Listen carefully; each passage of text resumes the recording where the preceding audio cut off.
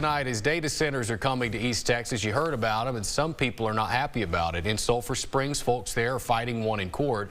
In Angelina County, officials are negotiating a $1.5 billion deal themselves.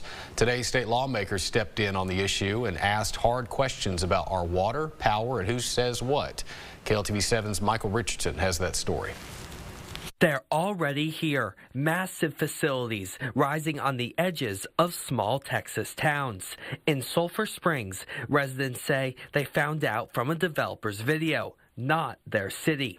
In Angelina County, a $1.5 billion deal could reshape the local tax base. Today, state lawmakers wanted answers. For most of the companies I talk to now, these are closed-loop systems, so initially there's a lot of water, but there's not a lot of water loss going forwards. Water is one flashpoint, power is another, especially after the 2021 winter storm left millions of Texans in the dark. If we had a hurricane take out a lot of the infrastructure in the state, and that created a pressure scarcity of power, then that could apply. That scenario could apply where data centers would have to come off of using the grid so that it wouldn't burden the grid further. And Texas isn't alone in trying to figure this out. And what Northern Virginia is going through right now is actually not that different from what we're going through.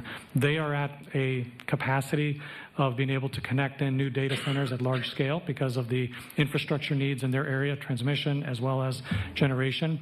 What's also, so that's probably the biggest, factor that's constraining developing data centers anywhere is the availability of transmission infrastructure. The question lawmakers left with today, who decides where the next ones go and at what cost to the communities around them?